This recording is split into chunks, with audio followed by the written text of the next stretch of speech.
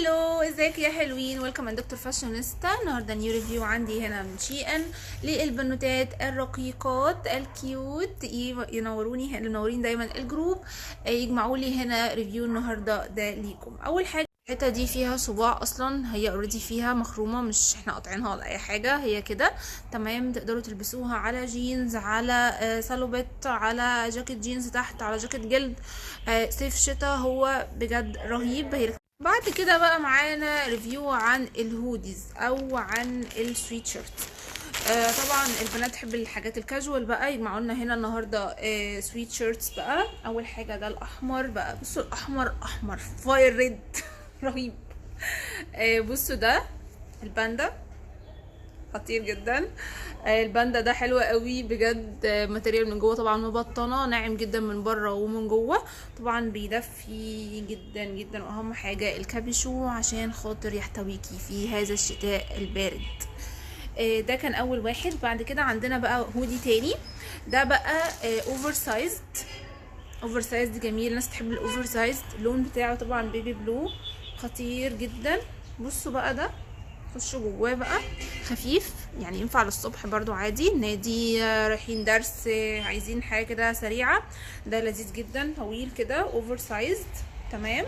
بصوا الكم بتاعه كده، الكم بتاعه واسع عشان خاطر هو اوفر سايزد اصلا، فستايله بجد لذوذ قوي. الناس اللي بتحب الحاجات اللي هي الاوفر سايز تكون طويله كده وتلبسها بقى على بوت او على سنيكر عادي، هيكون حلو جدا.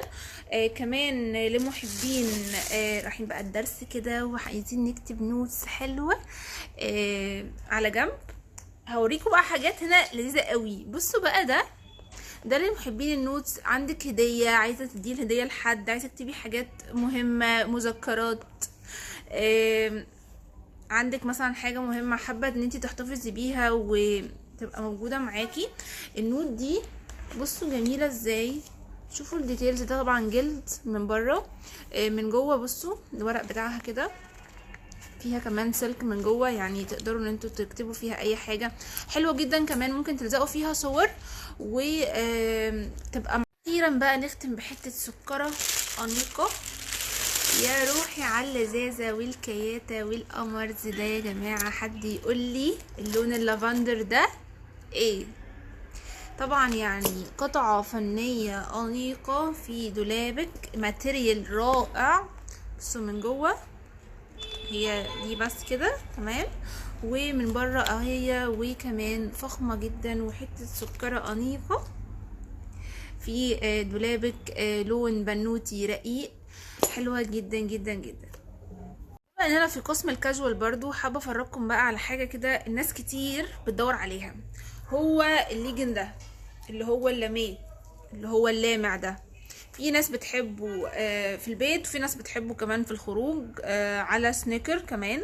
متوفر منه كل الالوان يا جماعه، ماتيريال بتاعته رائع فوق الجميل.